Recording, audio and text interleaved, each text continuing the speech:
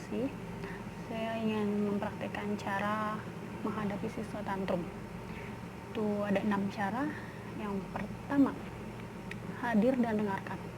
Kita sebagai guru atau orang tua, saat siswa kita atau anak kita tantrum, yang pertama kali kita harus lakukan adalah mendengarkan dan hadir saja di saat itu.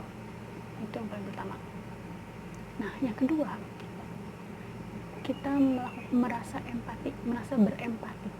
Kita berempati terhadap anak kita atau siswa kita itu dengan cara kita hadir saat itu, kita hadir secara nonverbal, berkomunikasi secara nonverbal kepada siswa tersebut, yaitu dengan cara kita mendengarkan dia marah, mendengarkan dia ngoceh, mendengarkan dia menangis tanpa memotong dan memberhentikannya, tanpa memotong dan memberhentikannya. Itu yang kedua. Nah, yang ketiga, kita harus bisa membedakan mana perasaan dan mana perilaku. Saat siswa atau anak itu tantrum itu kan melepaskan emosi seluruhnya. Nah, saat bicara yang ketiga ini, kita harus bisa membedakan saat anak sudah melepaskan seluruh emosinya, maka dia akan merasa kewalahan terhadap amarahnya, nangisnya, dan dia anak ini merasa frustasi. Nah, kita harus bisa membedakan, karena saat ini anak sudah mulai menyakiti diri sendiri atau menyakiti orang lain dengan cara melempar, memukul, menendang dan semacamnya, menggunakan alat apapun yang ada di sekitarnya kan. Nah, cara kita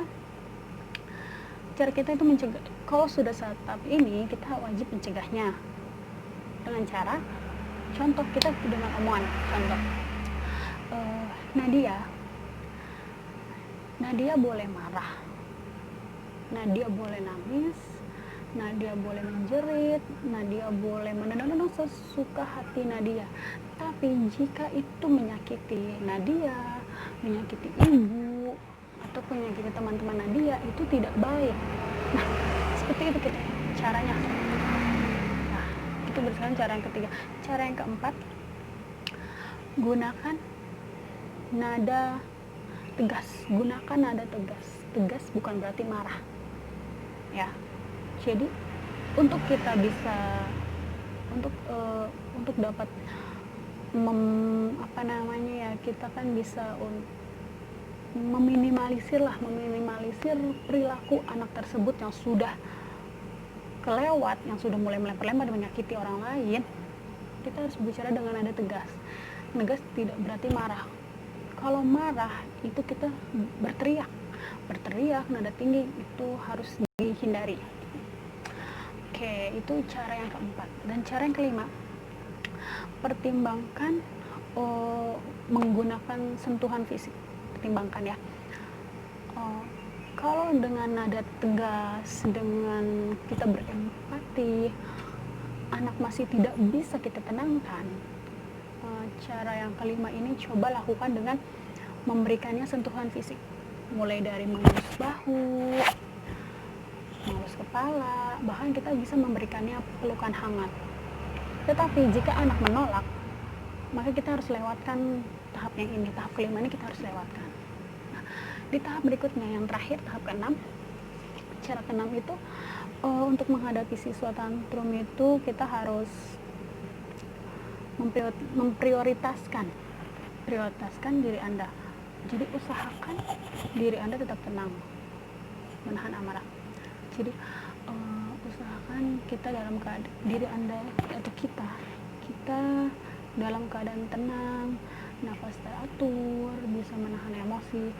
Jika dari kita sendiri bisa menahan emosi, membuat tenang, dengan sendirinya naluri anak-anak itu jika berada dekat kita, jika kita sudah melakukan cara yang pertama, kedua, ketiga, dan keempat sampai kelima itu, naluri anak itu akan kembali tenang dari ke awal lagi.